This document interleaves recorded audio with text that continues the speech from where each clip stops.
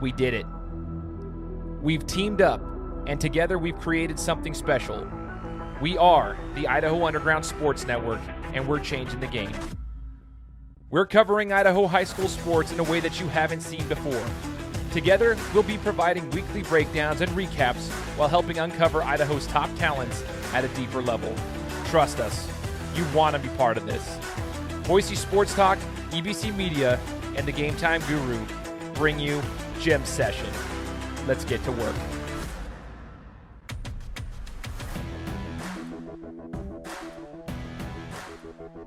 Hey, what's going on, everybody? Welcome out to another episode of Gym Session, brought to you by the Idaho Underground Sports Network. I am Shane Larson, the Game Time Guru, alongside Ty Spangenberg from Boise Sports Talk and AJ Niebergall from EBC Media. We're missing our boy Lane from Cherry Films, but we love him too. He's in school right now, taking care of the most important things he's got to do. So this is the Idaho Underground Sports Network, bringing you a midseason rundown episode of the podcast. We'll get to that in just a second, but first and foremost, we want to make sure you guys subscribe to the channel and share it with your friends and family, guys. We are currently right at that 300 subscriber list, and we want to get to 1,000. I know that sounds crazy, right? But we've got over 6,400 followers at this particular point on Instagram. Why can't we get that here on YouTube as well? That's what we want. We want you guys to come over here, subscribe to the channel, and share it with your friends and family. If you got grandma or grandpa who wants to listen to a rundown and learn more about Idaho sports, high school sports for that matter, come check it out. Share this with them. A friend of mine who lives in Hawaii, literally just last week, literally on Friday, said, man, I love getting my rundowns from the Idaho Sports Center. And he jokes around about it. He calls us the Idaho Sports Center. So if you guys want to be tapped into the Idaho Sports Center, come subscribe to the channel and share with your friends and family. Now, we are building a network here with IUSN. That's why it's called the Idaho Underground Sports Network. And we're looking at content creators. As you guys have seen, if you're following us on our Instagram pages, we are starting to collaborate more and more and work with more content creators. So if you're out there and you're interested in doing some work with us, we can explain more of what that means, but we want to be able to share this and get this out to more people. See, we ourselves are non-traditional media outlets. Boise Sports Talk, non-traditional media outlet. He decided to go through Instagram and start covering all these different sports across the entire state, but specifically here in the Treasure Valley. AJ started to provide Instagram coverage of basketball a couple years back. Non-traditional media outlet. I started doing my own podcast 5 years ago, non-traditional media outlet. We've come together because they're non-traditional. That's the beauty of it, though. You can reach different people and you can do things in unique ways. And we see a ton of you guys out there. Cherry Films, for example, one of the best videographers. You know, we've got all these different videographers. We got photographers everywhere. People who are on Instagram trying to do the same thing. Hit us up if you want to work with us. We're looking to build this network into something special and really have it, as I call it, an empire. So come check it out and join us there. Like I said, follow us on Instagram. That's our bread and butter, guys, at Idaho Underground Sports. That is where you're going to see the highlights. You're going to see all of our posts. You're going to see, player of the week posts. You're going to see our stat leaders. Everything is there. Some people have websites. We have Instagram, and it's actually an awesome way to get it out there. I know people are like, wait, that's different. It's because it's non-traditional, and that's where all the kids are at. That's where people are at. That's where the coaches are at. People are flocking to social media on their phones, and they're checking Instagram pages. That's why we do what we do. But we're also on Twitter as well. And we will be building a Facebook group or a Facebook page in the near future as well. But at Twitter, that slowly continues to grow. We'd love to get over 1,000 followers there. Go to ID Underground SN and follow us there. We're at 850 at the moment of this recording. So those are the housekeeping items, guys. We're into the middle of January, and that means we're going to do a midseason rundown of some of these programs across the entire state. All right. Some exciting stuff coming as we've seen some teams separate themselves from the pack in the 5A level, but we've also seen some teams in the middle of the pack that are trying to establish themselves, and we're starting to see who they really are. And some people are getting healthy, and it's going to be an exciting finish to the end of the season. So first, we're going to start with a midseason rundown in the SIC for 5A, and we'll start real quick with, you guys already know this, but we said it before, Eagle and Owyhee have kind of separated themselves from the pack. So I'm going to give Ty and AJ a second to break down Eagle, who's currently number one in the standings as far as the record is concerned, sitting at 11-2. We're going to talk about Eagle really quickly. Each one of you gets about 30 seconds. So AJ, I'll start with you, and then we'll go with Ty. All right. Yeah, man. It's good to have Cody Pickett back, Eagles leader. It was great to see him on the sideline this week against Centennial. They were tied in first. They handled Centennial, beat them by 30. to take sole possession of first place. Eagles, the deepest team I've seen this year. They're loaded top to bottom. They could play 15 guys and be fine. If they stay healthy, they're going to be tough to beat. Landon White, Donovan Jones, kind of their twin towers. It's a small league. Those are two bigs that are very effective, very efficient, both averaging 14 and 7. The Green Grenade, Gage Jones is starting to get his game going. He's our player of the week this week, which we'll touch on. But Tristan Fleming is leading the league in assists. Hudson Vanalfen's getting that stroke going. I mean, they've got so many guys I could talk about, but Eagle is a potential state champion, and I don't think anybody thought they were going to be that type of team at the start of the year. I knew they were going to be good, but this team is really putting it together. They're special. I guess that it's my turn. Yes. So I said it a few weeks back. Gage Jones is the X factor for me with this team. Needed him to step it up, and ever since we talked about it, he has done nothing but ball out. Helped them win that 4 overtime victory against Owyhee a few weeks back, and then now this week, earning himself Player of the Week honors, like you just touched on. He's been the X factor that's kind of helped lift them, to that top level status. Landon White and Donovan Jones are definitely the centerpieces of this team, though. Both of their abilities to just really fill up the stat sheet in all of the categories, right? Their ability to facilitate, rebound, block, two leaders in the SIC, and a huge reason why the Mustangs are sitting at number 1. I'll just echo everything you guys said without getting into too much detail. I think you guys pretty much covered it with Eagle. Right below them, though, I actually would say this 1A, 1B, or 1A, 1AA. It's Owyhee. Going into the standings, they're 10-3 right now, and they have taken it up about 2 or 3 levels since the loss to Eagle. Which is why they're right there side by side with Eagle at the top of the standings. They have separated themselves from the pack. Dominating performances this last week. We had Coach Harrington on last week on the podcast talking about their games. They beat Mountain View and Meridian and absolutely shut them down. Being at that Meridian game, I was blown away with just how physical, how disciplined they were on defense, and just how well they executed. They're starting to come too on the offensive side of the ball, but they are shutting teams down with individual and team defense, and they do it for the entire game. They do it for the duration of the entire game. Make or miss, they're running first off, and then even when they make a basket, they're right up there pressuring the ball again. So it disrupts the rhythm of the other team. He's looking nasty. Obviously, Liam Campbell's doing his thing. We already knew about Jack Payne as well. We've talked about those guys, but they've got some youngsters. Jackson Rasmussen's doing his thing. He's coming in there. Making some big impact. That kid is a monster, by the way, for a freshman. I can't believe how big the kid is. He's built very well, and he's in there getting boards. Preston Sherburne, we gave him a shout out the other day. AJ was loving him. I mean, physical, getting rebounds. He crashes the boards, but he was hitting some big buckets as well. Great overall player, defensively pretty sound. Such a stud. So Owyhee separating themselves, but I'm going to let Ty break down what he thinks about Owyhee. Go for it, man. Well, we know Coach Harrington made a lineup switch after that overtime loss to Eagle. Decided to move Max Savidre to the bench and have him come in as a spark player, which I love. To me, it's kind of like I'm not going to say Savidre's style is like Lou Williams, but just to, that 6th man of the year type status, bring him in off the bench that can provide a big spark. You think about how talented Mac is. He's going to be the centerpiece of basically any other team in the SIC, right? So for them to be able to bring him off of the bench and still have the depth to, have a stack lineup on top of that, it shows how scary and how much depth these guys have as well. Heck yeah. AJ, what do you think, man? Yeah, no, Jackson Rasmussen has been exploding onto the scene. He's getting better every time I see him play. And for him to be a freshman, like you said, is crazy. For Jack Payne to move to the point guard position, I love that as well. He's such an above average facilitator. I know he's averaging 10 points a game.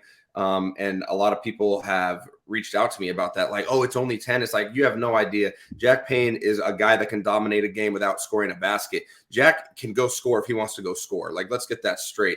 Jack can go drop 30 if he needs to. He doesn't have to. He is getting all these other guys in rhythm. He's creating confidence, and guys like Barrett Fernandez, Titus Bailey, Max Savidra, all these guys. Jack Payne is doing a great job as their leader. I love that they put him at the point guard position. Probably shocked a lot of people Great coaching move by Harrington. He's been doing a lot of great things, making a lot of tough decisions lately that may not be popular. But Owyhee, I mean, Liam Campbell is the most physical player I have watched in Idaho since I've been here for 5 years. Nobody plays as physical and craves the contact quite like this kid does. And it surprises you because of his build and his stature, but he is only a sophomore. And man, the boy is tough. He's different level. And with him and Payne and the way, like I said, Fernandez, Sherburne, Saavedra, Rasmussen, Rogers, all these guys are coming along. Bailey, for me, they're the favorite, and they're getting better every time out. You can tell they've been playing together for the last 8 months, and they're rolling. And that's not a matchup I'd want. Absolutely I'm gonna make sure that Austin Bolt tunes into this episode after that Liam Campbell physicality comment. I should say with the basketball. Well, Austin was physical for sure. Liam, I think, is just more of a pure scorer, and he uses that physicality to create the space and score. Austin was just a freak show, a nutcase. So my bad, Austin, but it's very similar in their physicality, but different ways. I think I would say. I think Ty's hearing the same thing I am. I can hear the reverse beepers at the store. Beep, beep. Like, dude, AJ's reversing that real quick. Because we know Austin is going to light me up for saying that. He's going to go, he's more physical than me. Let's get out on the court and play. That's what Austin's going to say. I love it. Hey, real quick shout out. Ty was mentioning Mac Saavedra, the way that he had a little 1-2 saucy Euro the other night that was nasty. So I got to give him some credit. I was sitting there next to Keyshawn, and dude, we were on the opposite side of the court. AJ, you got the footage. I got it from my side. You got it from your side. That was nasty. Little Euro, boom, boom. And he's got some sauce. So I like the little Lou Williams 6-man spark. I like that comparison there too, because Mac's in a good spot there, and he's definitely a great facilitator. Now, moving on to third place, 7-6, Centennial. This is AJ's boys. Centennial, we've talked about them a couple of times so far this season. They've had some really bad games to start, and then they hit a really good peak where they were playing really well. Struggled again on Saturday night, getting smacked. So they're like, it's very rare that we're seeing Centennial like in the middle. They're either here or they're here, which is a little scary because you never know what you're going to get. It's like a box of chocolates. The thing is, though, can they, what are you seeing, AJ? Do you have confidence in them moving forward? Do you think they can be higher more than they're lower throughout the rest of the year? Let's talk about Centennial, but we'll go AJ and then we'll go to Ty. Yeah, no, it comes down to making shots. Eagle was trapping Centennial all over the floor, which if I'm Centennial, that's what I want because they have enough, above average passers to find the open guy. They were 6 for 26 on threes, and they started 2 for 2. So they were 4 for their last 22 on threes, and they were open. Like, it's the same thing we said against Valley View and against Owyhee. These dudes just are missing shots. And at the same time, like against these maybe lower tier teams, they're hitting shots. They lost to Rigby as well and shot well. Rigby's a top tier team as well, in my opinion. But if they don't make shots, they can lose to anybody. If they do make shots and they shoot the ball well, high efficiency from outside, they can play with anybody. They can play with Eagle. They can play with Owyhee. They have to shoot very well, and they have to defend better than they have. But by no means did I think they were going to play with Eagle. Eagle leads the league with 28-plus assists a game as a team, and Centennial is struggling to defend. So, but I do think Centennial on any night can beat anybody. But can they put it together? For them to be in third place in league is kind of where we thought they might be. Like, the standings look very comparable to our preseason rankings. I think our top 6 teams are all right there. But Centennial is going to have to, they're just going to have to shoot well if they're going to win games. When it comes down to district tournament, state tournament, if they can get there, I would love them to make state and get on that big floor and get up and down with all those guards. But still, Idaho Center is a tough place to shoot. Can they make shots? Always the question mark. But these guys can play with anybody, but they can also get blown out like we saw. What do you think, Ty? Yeah, they obviously a talented shooting team, right? For me, I learned this in coaching early on this year, though, that just because you're a talented three-point shooting team, if it's not falling, you got to get closer to the basket. You got to get to the foul line. So I would love to see this team, adapt a little bit and, start attacking the baskets, they got guys that can do it. Caden Christensen, Wes Johnson, Ty Shipp. These guys can go attack the basket, finish, some tough shots down low and get to the foul line, right? So when you're going 4 for 22 in your last, 25 3-point attempts, something's got to change there, no matter how talented you are. So for me, I mean, this is a team that, we've talked about it's going to be peaks and valleys all season long, but I think that they have the ability to, at least be able to put more consistent outings if they stop trying to and they're living and dying behind the 3-point line. And I think ultimately that has to change if they're ever going to get over that hump. I agree. Looking forward to seeing what Centennial does. I think they've got a lot of talent, and it's one of those teams where you're just waiting for it because you can sense it might explode in a good way. And I think if they do what Ty's saying, they've got the talent there. They've got the guys. You can't be scared of contact. I don't think they're scared of contact. They're just comfortable outside the 3-point line. And I understand that type of play as well, but you can't be scared of contact. You got to be able to go in there and earn some things and maybe get into the free throw line. That can get you in a rhythm. And when you're shooting, what you say? And one down low is going to provide just as many points and just as much energy as hitting a shot from 30 feet back. But that's a much higher percentage shot. So, I mean, that's just something I'd love to see from them. Great talented team, though. And you said they got the guys. I mean, Christensen, Johnson, Shipp, Hayden Fletcher, all those guys are good attacking the basket and creating space and creating shots for other guys. But you're right. It's 3-point or bust for them at this point. They need to focus on a paint touch before they even pull the trigger, unless it's on the break or something like that. Get Shipp running from the high post, facilitating from there. Have guys come to the basket. There's options for them. They got the guys. Yeah. Now moving down the line at the 4th seed, currently at 6-6, we got Meridian. Now Meridian, that was a weird team. We were going to wait for them. First, we were like, okay, football legs. We got a lot of the football players there. Let's get our basketball legs back right now. So the beginning of the season was a little rough trying to find their chemistry together. They seem to be turning a corner. And then what's happened the last couple of games, in my opinion, is they've just forgot how to score. Like it's like it all of a sudden just disappeared, the ability to score. And it started with the Coeur d'Alene game, in my opinion. I was watching that game from my phone that next morning after they had it was their 3rd game in 3 days when Lake City, Post Falls, and Coeur d'Alene came down, and it was awful. Like no flow to the game whatsoever. And I thought maybe that's an anomaly, but it seems to be what's happening. They played Timberline as the same concept. They played Owyhee and absolutely got ran. Obviously they bounced back with a Kuna game, but I'm trying to see what Meridian really is. The 6-6 record is very indicative of what they are. That's what they remind me of. It's like Kirk Cousins to me in the NFL. He's an 8-8 or 9-7 quarterback. I mean, he's good. He's efficient. He's not a Super Bowl quarterback. That's just my opinion. Same kind, like that's the kind of play they've been. It's like a 6-6, very even. And what I was worried about, guys, against Owyhee specifically. Now, Owyhee's an elite defensive team, but the offense that Meridian is running currently, it's not getting open shots. And so guys are ending up forcing a lot of shots, like going one-on-one pull-up jumpers that are contested. There's it seems like a lot of forced shots because people are starting to panic because they can't get separation. So what I would love to see from Meridian is get a little more flow. I think having Thacker back, once he gets his full flow going, that'll be a little bit different moving on to the rest of the season. But right now, I think 6-6 midseason rundown. I mean, that's what they are as a 6-6 team. Ty, what do you think? I think that we are about to see their best basketball. I think we got guys, like we talked about getting into basketball shape after football season. I think we got guys returning to the lineup. We haven't seen them at full strength at this point.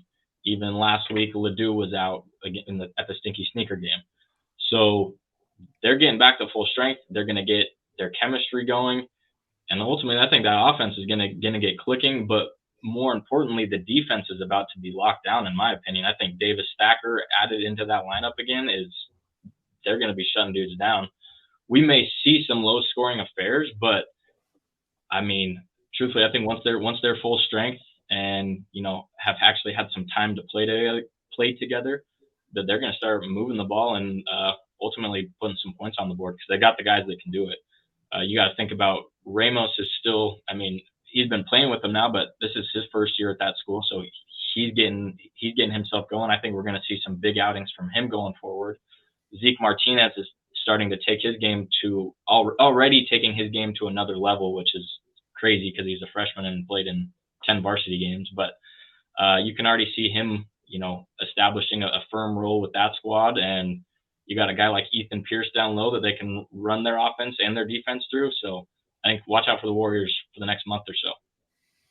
AJ, any thoughts? Yeah, no, I agree. I mean, Ledoux Caden and Davis Thacker and Ethan Pierce, including, Brock Vogel, Max William, Zeke Martinez, those guys, defensively, this team is physical and scary when they're all there. We haven't seen them, like Ty said, all together playing one game yet.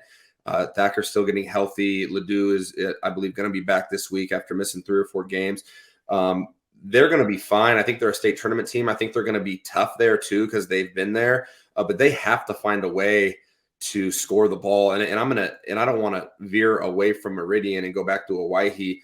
But what Owyhee did to Mountain View and Meridian this week, holding them in the 20s, I can't take Mountain View and Meridian serious right now. I can't take Centennial serious after scoring 31 points at Eagle. Like those are freshman scores, freshman basketball scores. Like Owyhee's just flat out locking people up, and it just shows the gap that's there. And then Eagle lost to Meridian, which shows us that Meridian's got that, but they have to be able to shoot the ball and hit shots. If Meridian hits shots, they can play with the best teams in the state. They beat Eagle. They should have beaten Lake City. Okay, that was without Davis. Both of those were without Davis Thacker. You add Davis Thacker, you find a way to find a rhythm offensively with what you're going to be able to do defensively now. Meridian could go on a run and win the whole thing. We said that since the beginning of the year. We said this is what it was going to look like at the start of the year, and I agree with Ty. I think they're going to turn a corner and figure things out once everybody's back.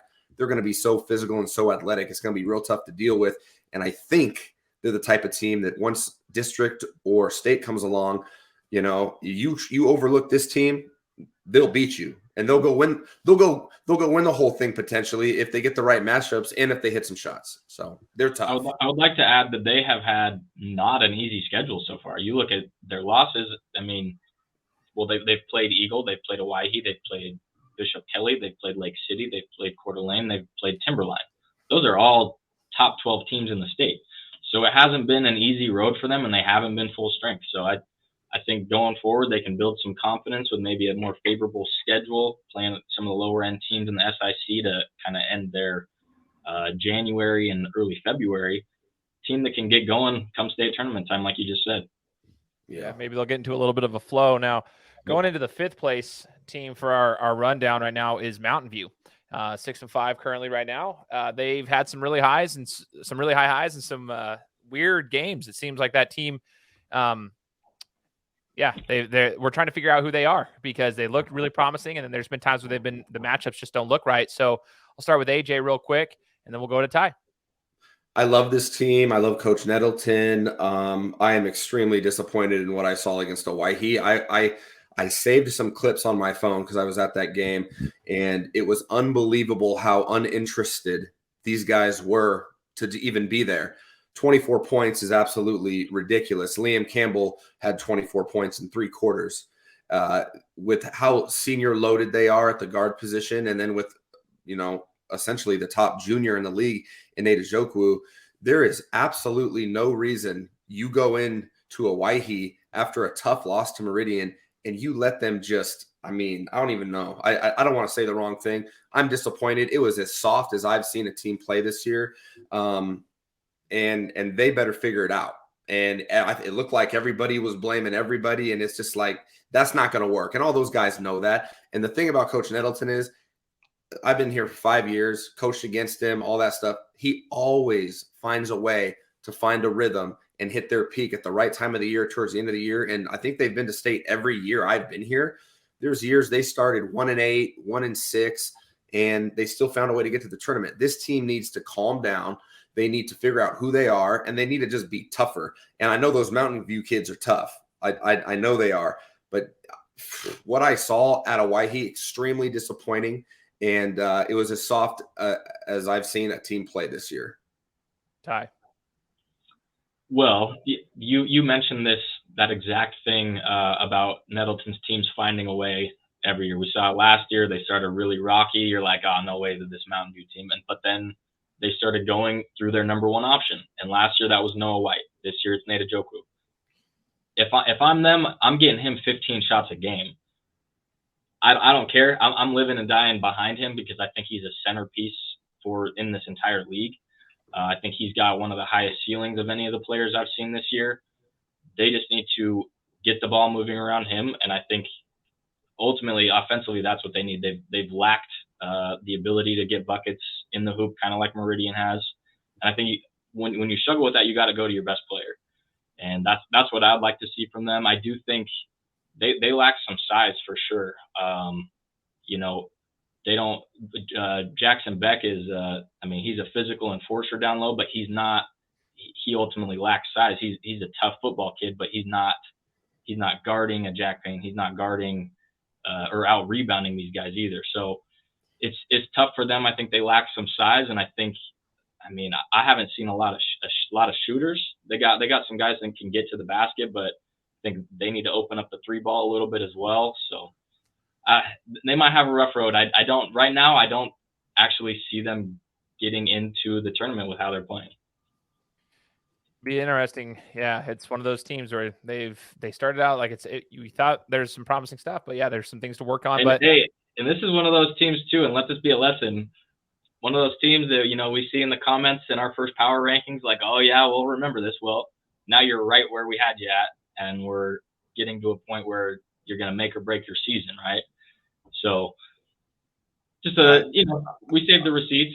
Yeah, no, I agree. And Baylor Perrin he's been a starter since a sophomore year. He needs to be that second option. He needs to be more aggressive and create those open looks for the Logsdon twins who want to shoot the ball. Dyson Judd, they have pieces. But like I said, against Owyhee, it looked like everybody was blaming everybody and nobody. I have clips on my phone that I've shown people that are like, look at how uninterested these guys look to even be in the gym.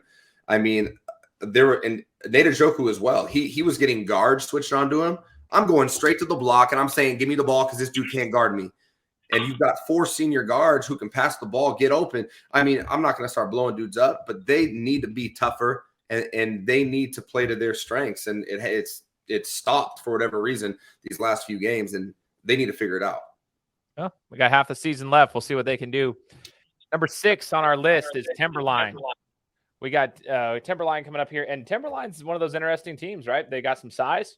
They're a weird team. We've said it before, but they're sitting at 7-4, number 6 in the SIC rankings. So real quickly, we'll have Ty, and then another quick one, we'll have AJ. Go ahead. What this team lacks in offensive firepower, they make up with just team camaraderie. Their team name is fitting. To me, they're a wolf pack. They're out there working together as a unit. They're patient finding the right shot. They get the ball down low to AJ LeBeau. They play smart, and they make teams play to their skill level, which I think, especially in this year with it being pretty wide open outside of the top 2 spots, it provides an opportunity for them to, climb the chart. And I see them ending the season ahead of Timberline in the conference, ahead of Centennial in the conference standings. I think this team's one that's going to continue to control games and win it defensively and by getting smart looks and getting to the free throw line. Yeah, I think they're offensively, they're a little bit challenged. They don't have any pure firepower. They got, Flynn Davis can shoot it. LeBeau's, solid around the basket. Jacob Anderson, he's very good rebounder, kind of put back type of guy. Kisau and Zenner are, they're solid defenders, pass first guards. So offensively, they play a certain way defensively because offensively, they are a little bit more challenged than some of these teams. But defensively, like Ty said, they play together. They control games.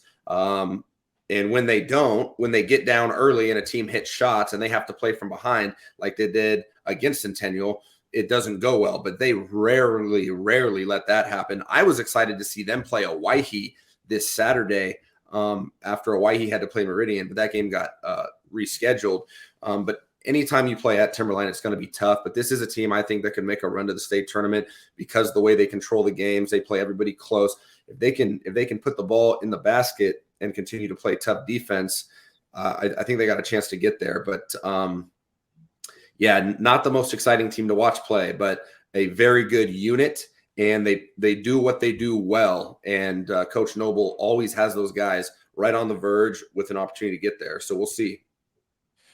Exciting time. Now we're going to go to the second half of the bracket here as far as the SIC standings. We're going to go down to 7-seeded Rocky. Rocky's a weird team for me, guys. So I'll break it down alongside with AJ on this one. Rocky's weird. And Rocky's that team where they can look pretty decent. They play physical, but they're all new to playing together. Not a ton of firepower. I know they haven't been fully healthy this year, at least through the first half of the season. I do think they have talent. But from what they thought they were going to have as far as personnel at the beginning of the season to what they actually came out with, it's completely different. But here's the thing. Everyone says that, but now it's time to get over that, right? In my opinion, it's time to get over that. Oh, well, we were supposed to have so-and-so and so-and-so, and like these guys were supposed to play, and everybody went here. And now it's time to get over that. Your team is the team that you have, and it's time to become a unit and play well together. They have moments where they look really good. Like I think Teagan does a great job at scoring. He's been pretty consistent. He's been probably the biggest spark of their entire season so far. Sweeney can get going. He's had a couple 20-plus point performances when nobody else seemed to be able to score. But I'll be honest, they don't get a lot of great shots. This team has struggled to get open shots. But I think it's time for them to figure out that, like, this is who they are, accept reality. This is what they are. This is the personnel they have. And it's time they've got talent, so it's time to use it. But they're in the 7th seed for a reason. AJ? Yeah, no, they got a bunch of physical athletes in a league that we continue to talk about is small. So I don't think like they're at a disadvantage there, but you're right. Jack Andrews was hurt for a while. I believe their leading scorer. He's back. It's important to have him at the helm for them to get better shots at least. But Braxton Hansen, has surprised us a few times this year. Teagan Sweeney has been a bright light for them. But yeah, if they can rebound and they can score, their goal should be to hold teams under 40 and defend and be physical and rebound and then give themselves a shot, because they're going to have a shot to get to the tournament as well. That even the 3, 4, 5 spots in our league are going to be completely up for grabs. All you got to do is upset somebody or beat somebody that you're not supposed to. And Rocky's got a bunch of guys that are confident and physical and used to winning in the past. I mean, Rocky Mountain has always been good and everything. This year they've lost to Kuna for the first time ever. They had a quarter that they didn't score a point in, I'm sure, for the first time ever. So there's things going on at Rocky that everyone's like, oh my goodness. But all that stuff can get thrown to the wayside if they just play to their strengths, which is physical defense, and try to score over 40 and hold everybody under 40. And I think they could be successful and surprise people towards the end of the year. Totally. Going into the 8th seed, I'm going to let Ty break this one down first. We got Skyview. Now, Skyview's an exciting team. They're kind of hit or miss, but they got some cool pieces, some good freshman talent over there. Skyview, and they've got a great fan base, too. We like Skyview, so we're supporters of that school and that program. So, Ty, break down Skyview. They're 7-6, sitting in the 8th seed in the SIC standings. I think that Skyview really wants to come claim our 12 seed. I don't think that they're quite there yet. I think they're sitting at a 7-6 record, if I'm not mistaken. They beat the teams that they are supposed to, for the most part. The Rocky game may be the exception on that. I think they ended up losing by 20 plus or so, which kind of, shows how Rocky's been an up and down team too. But if Skyview can continue to win the games that they're supposed to and compete in the ones that they're not, I think they actually had a better showing against Owyhee than, Mountain View and Meridian did. They almost scored 40. So, that's a little bit more offensive firepower there. I think they've got some guys that are, aren't afraid to shoot the ball. It's going to be curious to see what they do. I think this is a team that, is on the outside looking in of, making a run at it, but they also have proven to be a gritty team. So we'll see. AJ, any thoughts on Skyview? Yeah, I love Jace Allen. For me, he's one of the best freshman guards in the entire league. He can really shoot it. I'd like to see him get more plays ran for him and pull the trigger a little bit more, but he's such an unbelievable facilitator. They're going to continue to get better and better, especially going 4A next year. But Eloy Chaparro is having a good year putting the ball in the basket. Max Cupford is a nice piece for them. I'm excited to see what they do next year at the 4A level. I think they can be a team that makes some noise at the district tournament and has a shot to get there as well, just because, if they play their type of basketball and don't turn the ball over and take care of it, they can beat teams. They can beat Centennial. They can beat, Mountain View. They can play with those guys, but they have to play well. But yeah, Skyview fan for sure. Fanboy. Yeah, fanboy. All right, moving on down. We got Borah in the 9th seed. So I'll let AJ start with Borah. Give us a little rundown of their season. It's been lackluster, but they do have some talent. So AJ, break it down for us. Yeah, Borah's pretty good at home. Tough team to beat at home because they defend. They played Lewiston to the last shot. Probably should have beat Lewiston. Maybe should have beat Middleton.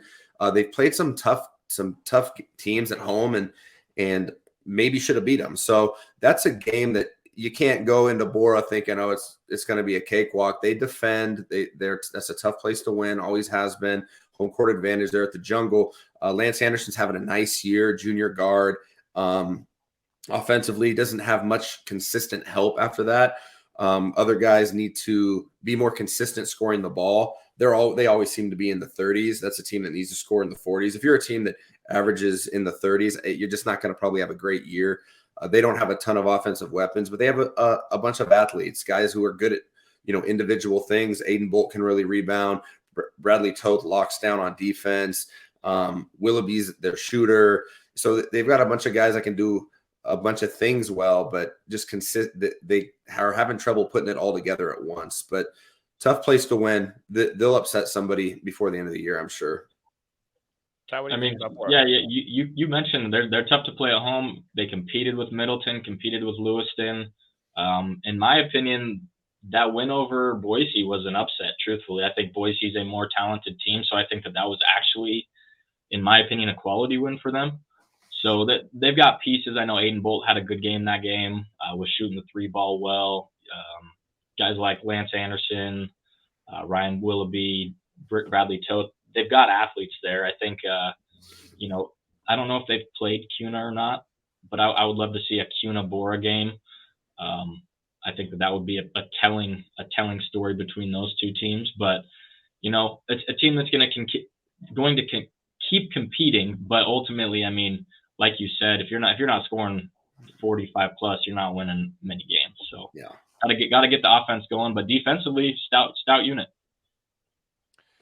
Now we're going on down to the next team in the bracket, rounding out our top 10, and this is Kuna. Kuna is also interesting. So I'll start with Ty on this one. Do a rundown of Kuna. Yeah, they've got some highlights there, man. They've got some talent, but yeah, they're sitting at the 10th seed for a reason. So Ty, what do you know about Kuna? Yeah, I mean, I'll keep it short because I know AJ's got a little bit more knowledge and maybe even a little more passion with these guys. But I think Gavin Gordon is, continuing to prove he's one of the top players in the SIC, maybe even the entire state. His ability to, get buckets any given night when he doesn't have a ton of other pieces around him. Teams know who he is at this point. So for him to be able to keep putting up big numbers like that, I think is telling to how polished of a game he has. I think this is a team that can continue to go get some upset wins. Truthfully, I think, when you've got a top tier player like that, it gives you a shot any given night. So I'm excited to see what they can do. I think that they don't belong at the 10 spot right now. I think that they'll continue to climb at least a little bit. But yeah, would love to hear what you got, JJ. Yeah, I like Gavin Gordon, right? I know him well, coached him. He's tough to deal with. I saw him the first half against Meridian on Saturday. He had 14 of their 16 points. Doesn't have a ton of help offensively. I do like John Evans at the point guard position. He can really defend, and he runs things for them, handles the ball well. Parker Chandler and Gus Austin are good-looking athletes. They're physical. This team isn't horrible defensively, but offensively, it's Gavin Gordon, and then, you hope somebody else has a game. They do have a couple freshmen on their JV team that, no question in my mind, should be playing varsity and getting minutes. Caden Turner and Gannon Seiss are two guys that, like I said, you got two freshmen who are guards who can handle the ball and make plays. They're making Kuna's JV team relevant. They're playing with some of the better JV teams. I don't know why they're not playing varsity basketball. I'm not calling anybody out. I love Coach Longgood. I don't know why Kuna is not allowing the freshmen to play on varsity, because both of those guys should be playing and maybe even starting for these guys. Develop your talent, develop these kids. They've got better basketball feel and IQ than most of these other kids, but that's between Kuna. I think it would be beneficial for them. But Gavin Gordon's a guy that can take over a game. He's dropped 30 a couple times, second leading scorer in the league. A huge fan of this kid, averaging 17 and almost 10 a game. If you don't guard him, if you don't double him, he's a problem. So Kuna, I agree with Ty, is going to climb a little bit. They're physical. They're tough kids, just like in football. They give it their all. But talent-wise, I think a couple of their best basketball players are playing JV basketball, and they need to be developed. That's my opinion on that. So Cool. Kuna's got some talent, and it's actually looking promising for the future as well over there. Like AJ said, their young talent too is pretty good. Whether they're playing or not right now on the varsity level, they will be at some point, and at least the future looks good for them. Capital at 11th, going down to our bottom two teams in the standings as far as our 12, and we got Capital there. AJ, I'll let you start with Capital. We'll do a quick rundown of them, and then we'll get to the last team. Yeah, Capital's young. Coach Teleria, he's doing a really good job setting that foundation for the next couple of years. Marcellus Clay, the freshman shooter, has had a couple solid games so far. Coach Teleria's son, Isaiah Teleria, hasn't been playing. He's been hurt. I don't know if he's going to be back at all this year, but they've got a lot of young talent. These kids are developing. Coach Teleria is doing a great job. But Capital will be back. Just going to take a little time, but I like what they're putting together there, and I like how they're competing. So good for Coach Teleria and the Eagles. It will just take a little time for sure. Ty, you have anything to add on to Capital? I'll echo that. It's a young team. I think Coach Teleria is building the foundation, and it's not going to come in one season, right? So young, talented squad with some veteran leadership. We got talented guys: Nate Cherry, Avery Downey, our guy Max Clark. There's some talent there. They're definitely a team that lacks size, but going forward, I'm curious to see what they can do in the years to come. Let's finish up our SIC standings here. These are I'm gonna let Ty break this one down first. This is Boise. You heard Ty mention earlier that the win from Borah over Boise was an upset, and some people would be like, what? Boise's winless, yada, yada, yada. Like the stat watchers that just see records and they don't look at the context in between games would say Boise is terrible, right? We know that not to be true, and I know Ty specifically knows that not to be true because you got some connections with some of these young men on that team as you had coached some of them. So break down Boise, sitting at 0-9 currently, but they're not an 0-9 team. We've talked about it before. What do you think about Boise so far?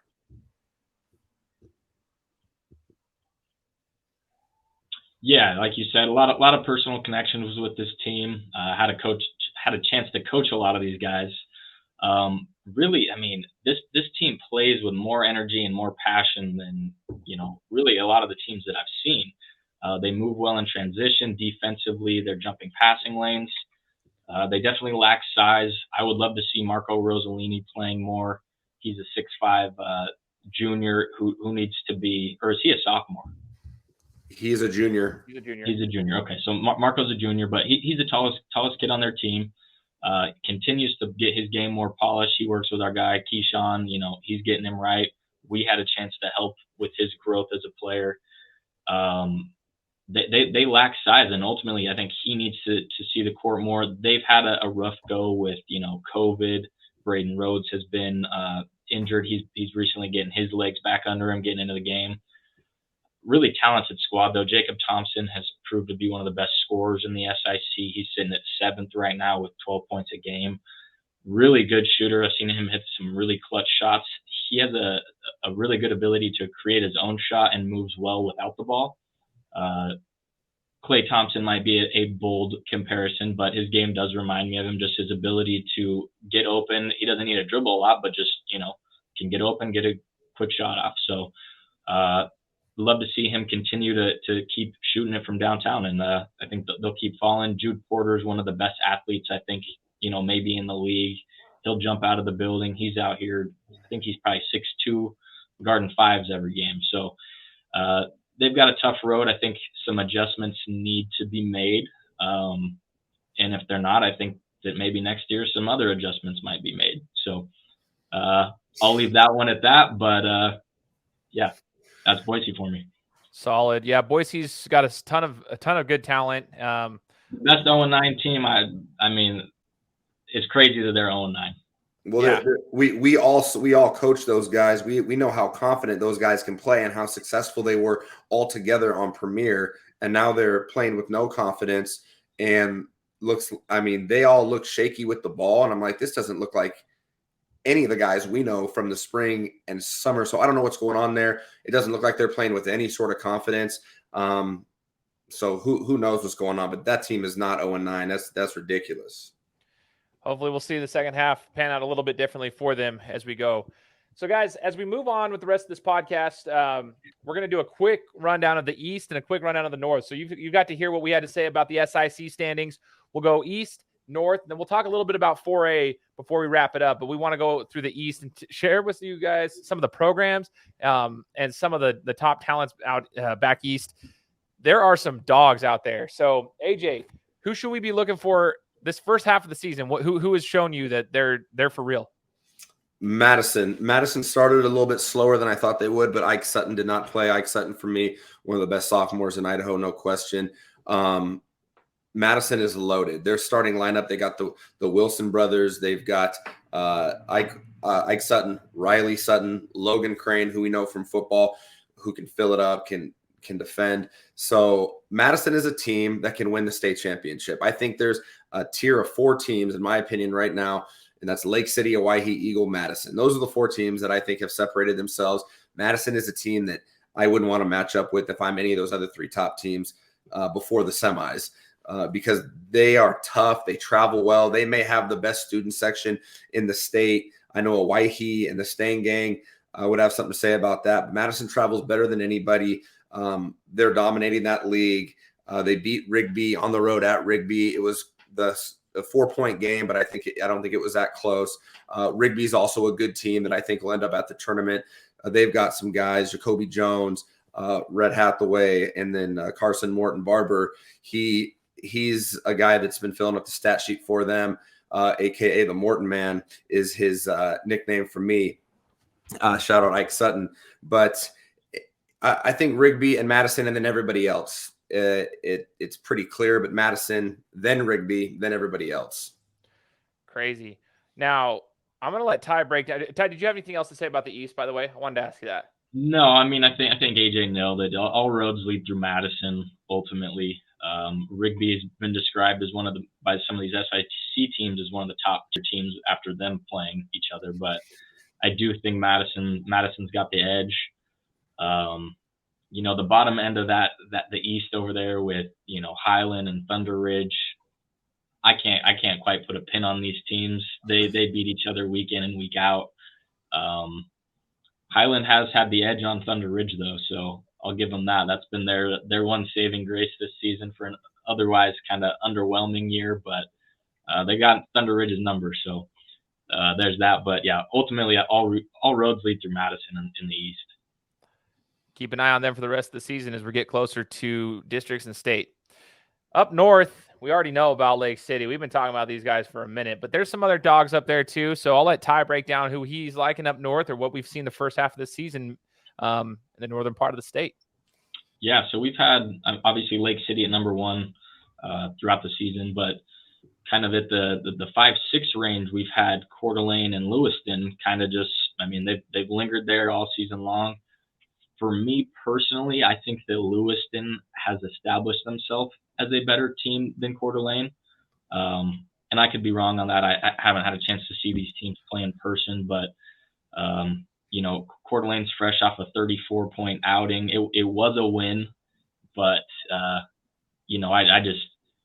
look at a team putting up 34 points, and that just doesn't scream contender for me. So, and up north is much like the East, and I think it's all roads lead through Lake City. But I do think, I think that we'll see for sure 2 of those teams.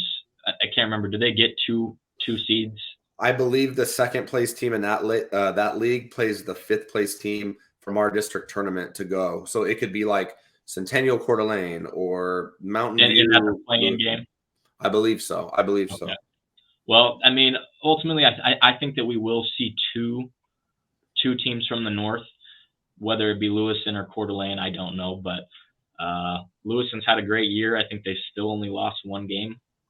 Could be wrong. Two losses now. Okay, yeah. So they're sitting at like 11-2 or something, and I mean, one of I think 10 teams with 10 wins. So I think they're my favorite over Coeur d'Alene up north, but we'll see. Weren't Lewiston's 2 losses to Lapwai and Lake City? Yeah. I mean, and if we should do a whole entire podcast on Lapwai. So for people who don't realize they had I think a 4-point win over Borah. So we're not trying to stat watch, but it does, sometimes it can be telling. So yeah, for sure. AJ, agree. Yeah, no, Lake City, and then Lewiston and Coeur d'Alene are going to have to probably play Centennial, Mountain View, Meridian, or Timberline to get in the tournament up in Grangeville. That's what's going to happen. Lake City ends the season with 8 straight home games, which I think is going to be huge for them to find a rhythm. They will probably not have lost at that point, and they'll come into the state tournament undefeated, probably rolling, because playing at home 8 straight games, it helps you find a rhythm. I said this recently. I think if Lake City wants to win the state championship, that they should lose a game before the playoffs. Get one out of the way. Get it out of the way. We saw that with Meridian last year, and I think we saw it with Owyhee losing to Eagle this year. I think that lit the fuse. Which could actually end up being, I was thinking about this morning, that could end up being the same thing that happened to Meridian last year, how maybe the team that wins the whole thing isn't even the 1 seed in their league district tournament, because Rocky was the 1 seed because they beat Meridian in the game that mattered. And then Meridian was the 2 seed at the district tournament, but they ended up winning the whole thing with 1 loss. So it could be the same thing with Owyhee. But man, the North, I think, is pretty cut and dry. But Lapwai is one of the top teams in Idaho, if not the top overall team in the state of Idaho. And people want to laugh at that or make fun of that. Go play them then, because a bunch of these 5A teams are ducking them because they know they're going to get slapped. I mean, a top 6 team in Coeur d'Alene lost to them at home by double digits. So talk to Coeur d'Alene about it. And Lewiston. Yeah. And Lewiston. Oh, yeah, and Lewiston. By 20. It's funny. People have opinions on this, and they voice those on on our threads sometimes. And it's interesting to me that they have that opinion, and they're willing to voice that without realizing how strong Lapwai really is. And then they get thrown to the wolves. I think my favorite comments that we get are that we're biased, right? While these people that say this are only advocating for one team that they have a personal connection to. I find that rich. It's great. That's what we deal with here. We've learned this as it's growing pains of the network. We've realized a lot of things about certain fan bases around here. The 4A rundown, we got to make this really quick as we'll wrap up with our 4A rundown, as well as tell you guys about our player of the week that we alluded to earlier today, and we'll wrap it all up tonight. But 4A rundown. Let's break this down for some of the top teams we've seen in the 4A division. Sorry, 4A, whatever you want to call it. 4A conference. What are we calling it? 4A? Just 4A. Classification. Goodness gracious. Let's try to find the word here through the first half of the season. I'll start with AJ, and we'll let Ty break in if he has anything to say. I mean, Hillcrest number 1. Preston has shown their number 2. They just lost to Hillcrest in double overtime. Those teams play again this week. That'll be fun to watch. But Hillcrest, Preston, Middleton showing that they're the cream of the crop in the SIC. Talmud Stuckey is having a monster year as a junior. I mean, blowing up. He put on 20 pounds of muscle and completely changed his game. I'm super proud of that kid. Good for him. Day and Medeiros are doing their thing. Sawyer Hansen still needs to play more, in my opinion. Like, he's a monster on the glass. I think he played 10 minutes the other day and had double-digit rebounds. I think if you're not careful with that situation, you're going to lose him next year, in my opinion. So shout out Middleton on that. But Middleton looks really good, and one of their best players, in my opinion, isn't even playing a ton yet. But BK is solid. They're going to be there. Valley View, we're trying to figure out. I think they're trying to find out who they are. Better happen sooner than later. They got a point guard like Jacob Martinez. Anything can happen. And then, of course, you got the East. Pocatello, who's got Bowie, and then Century, who could be a surprise team with the freshman Harwell, top freshman in the state, no question. He's balling along with Bruin Fleshman and those guys at Century. So the top 7, 8, and then, of course, Jerome, it's a toss-up. It just sucks that one team from the East makes it. Yeah. The fact that I think the SIC will benefit, like these teams down here, like Middleton and BK and Valley View, if they have in a making state, they will benefit by the rules of that East allowing one team, because that is stacked. And that's scary for some of these teams, because the matchups of those teams in the East are dangerous for the guys here in the South, in my opinion. But Ty, do you have anything to say about these squads in 4A? Yes, I mean, you just said it too. I mean, we got 3 of the top 7 teams in 4A, and only one of them gets to go. So that has got to change. I don't know what that looks like in helping make that change, but we should look into that, because that's a crime, truly. You got 2 of the best players in the state, Julian Bowie and Isaiah Harwell, and we're only going to get to see one of them in the state tournament. Maybe. Maybe. But kind of like I was talking about Gavin Gordon, when you got guys like Bowie and a guy like Harwell, when you got the best player in the gym, your team has a shot every night. So I personally see those teams, while they might lack a little bit of a supporting cast, I see them, making grounds, maybe jumping over, what BK is able to do, what Jerome is able to do.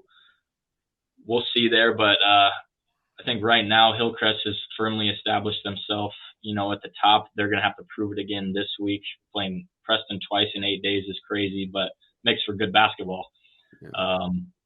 And this one's actually going to be at Hillcrest, so they'll have an advantage. They had some fans that were trying to get us out for that one. Just hard to fit it into everything we got going. So if that fan is listening right now, sorry about that, my guy, but probably not going to make it out this week.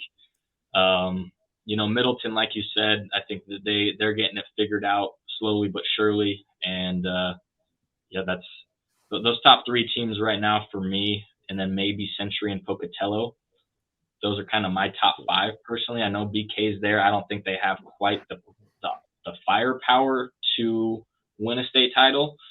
And Jerome, I haven't seen play, but they've won. I think they're 12-1. So, and won their last 10 games. So they're moving in the right direction. And then Moscow up north, I gotta give a shout out to Jamari Simpson and his boys up north.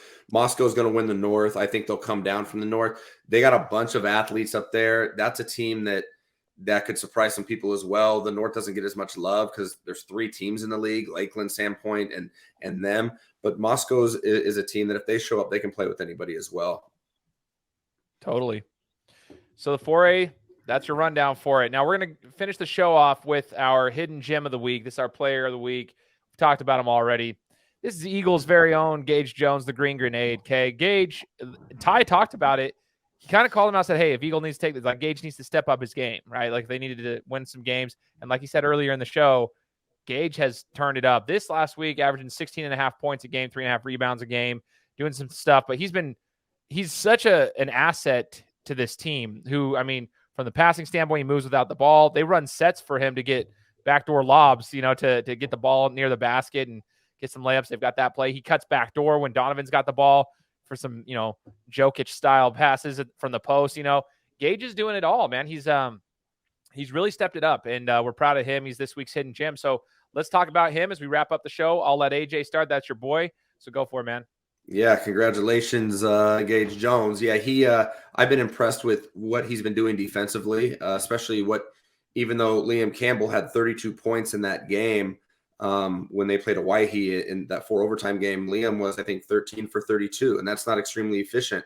That's great job by Gage Jones. He had a huge steal in that game as well that we just posted on a reel of him. But yeah, he's starting to shoot the ball better. He's a better shooter than he has started the season. He's been showing that the last couple games. He's finding his stroke. He was 8 for 11 last game against Centennial. He was very efficient against Boise. He averaged, I think, 17 points, 4 rebounds this week in a couple nice wins for them, especially that Centennial game. Those teams were tied for first, and now they are solely in first. But yeah, he works well off Donovan Jones so well. His IQ is better than most people realize. he's just a tough kid, man. That's why he's a Division I football player. You're not a D1, corner DB white kid unless you're tough as nails. I mean, that's just the fact of the matter. At the next level, you've got to be different. And he's different, and he brings that to the basketball team as well. His leadership, his ability to play off Donovan Jones, who shout out is probably the best facilitator in the SIC. But Gage Jones is starting to do it all. He answered BST's call, and he is the X factor to them with those twin towers they got as well. That big three right there, along with everything else they got going on, they're tough. Ty, what do you guys say about Mr. Jones? Yeah, maybe not huge numbers this week in terms of player of the week standings, but it's all the little things, right? So it's 17 points, 4 rebounds, but it's probably also 4 assists, 4 steals, another block. He's doing all the little things, clamping up defensively and just being a leader for this team. So well deserved, and I love that he's continuing to elevate his game, and that he picked up the call picked up the phone when I called. Yes, he did. I dig it. So that'll do it for this week's episode of Gym Session, guys. Remember, if you want to go follow Ty over at Boise Sports Talk, follow him on Instagram. He's covering all the sports around the Valley. AJ's over at EBC Media. He's still getting some reels and some other content around the state, not just basketball too. He taps into some other sports as well, but basketball is his forte. Cherry's over there doing his thing with videography. Make sure to follow Cherry Films. It's Cherry_Films with a Z_. And if you want to follow me, I'm at Game Time Guru on Instagram. If you want to come follow my show and just follow the content that I put out there as well. Again, guys, we are the Idaho Underground Sports Network. This is Gym Session, wrapping up this midseason rundown for you today, and we'll talk to you guys next week.